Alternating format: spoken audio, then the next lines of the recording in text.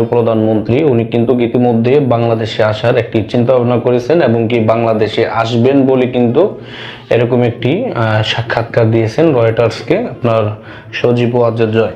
এখন প্রশ্ন হচ্ছে যে উনি যদি বাংলাদেশে আসে আসলে পরিস্থিতি কেমন হতে পারে, আদৌ কি উনি বাংলাদেশে আসবে কিনা, আসলে কি উনি বাংলার জনগণকে দেখে উনি কি দূরেই থাকবে কিনা, এই বিষয়ে কিন্তু অনেকে জানতে চান। সবচেয়ে বড় কথা হচ্ছে আপনারা জানেন যে আওয়ামী লীগ হচ্ছে বাংলাদেশের সবচেয়ে বড় একটি রাজনৈতিক দল। তারা ইতিমধ্যে স্বাধীনতা যুদ্ধের সময় তাদের কি ভূমিকা ছিল সেটি কিন্তু বাংলার আপামর জনতা জানে এবং কি বঙ্গবন্ধু শেখ মুজিবুর রহমান বাংলাদেশের জন্য কি করেছেন না করেছেন সেটি কিন্তু বাংলার মানুষ কখনো ভুলে যায় নাই। 24-এ যারা ইতিমধ্যে আপনারা আন্দোলন করে যারা ইতিমধ্যে খেতাবপ্রাপ্ত হতে চেয়েছিলেন আপনাদেরকে কিন্তু কোনো জাতি মনে রাখবে না কোনো সময়, কিন্তু বঙ্গবন্ধুকে এই বাংলাদেশ যতদিন থাকবে এবং কি কিয়ামত পর্যন্ত এই বাংলাদেশের যত মানুষ জন্মগ্রহণ করবে প্রত্যেকটা মানুষ আপনার বঙ্গবন্ধুর নাম নিবে এবং কি তাকে শ্রদ্ধা এবং কি ভালোবাসবে।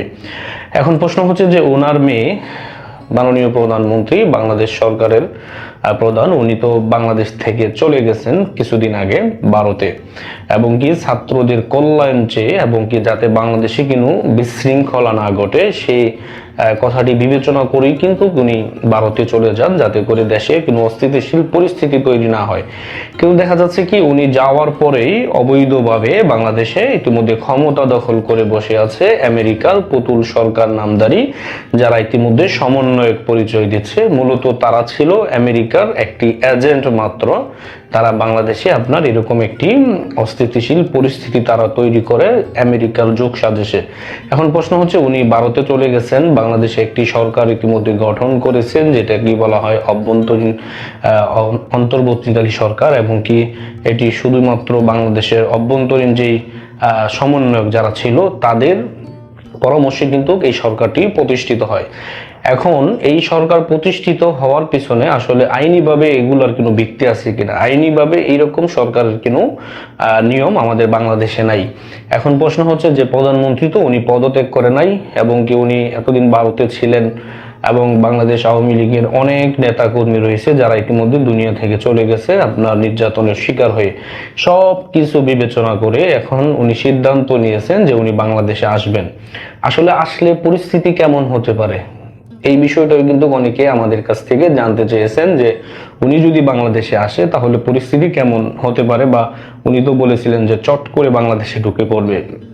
শেখের মেয়ে কিন্তু কখনো চট করে বাংলাদেশে ঢুকার মতো না, উনি কোনো সময় পলায়া কখনো বাংলাদেশে ঢুকবে না, উনি সব সময় ওপেন চলাফেরা করে এবং কি ওপেনলি উনি বাংলাদেশে ঢুকবে এবং কি লক্ষ লক্ষ নেতা কর্মী তাকে অভ্যর্থনা দেবে। যদি ওনাকে ওখান থেকে কারাগারেও নিয়ে যায় সকল বাধা বিপত্তি উনি কাটিয়ে কিন্তু আবারও রাজপথে থাকবেন এবং কি বাংলাদেশে প্রধানমন্ত্রী কিন্তু উনিই থাকবেন। কারণ যে ষড়যন্ত্র বাংলাদেশে ইতিমধ্যে হয়েছে উনি এই ব্যাপারে দৃষ্টি সজাগ রাখে এবং কি উনি অবগত যে ওনাকে নিয়ে পুরোটাই বাংলাদেশে আপনার যারা বিপদগামী মানুষ ছিল তারা ষড়যন্ত্র করেছে, এটা উনি ভালো করেই জানে।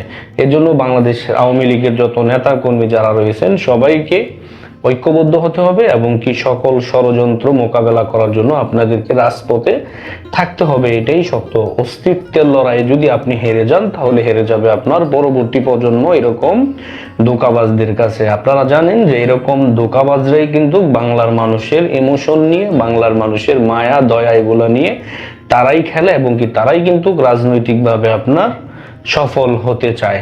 কিন্তু এখন বাংলাদেশের মানুষ যে একটি প্রতারণার শিকার হয়েছেন এটি ইতিমধ্যে বাংলার জনগণ বুঝে গেছে যে তারা আর এরকম প্রতারিত হতে চায় না।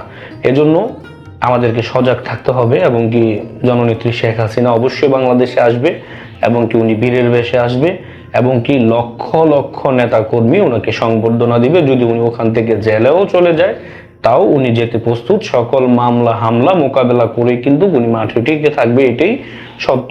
এখন থেকে বলবো যারা ইতিমধ্যে আওয়ামী লীগ করেন বা আওয়ামী লীগকে মনে মনে বিশ্বাস করেন, বঙ্গবন্ধু শেখ মুজিবুর রহমানকে ভালোবাসেন, আপনারা অবশ্যই প্রস্তুত থাকুন। যেই কোনো সময় যেই কোনো মুহূর্তে হয়তো আপনার যে কোনো ডাক আসতে পারে। এই জন্য আপনাদের সবাইকে অবগত থাকতে হবে এবং কি সজাগ দৃষ্টি রাখতে হবে। ভালো থাকবেন, সুস্থ থাকবেন। আসসালামু আলাইকুম।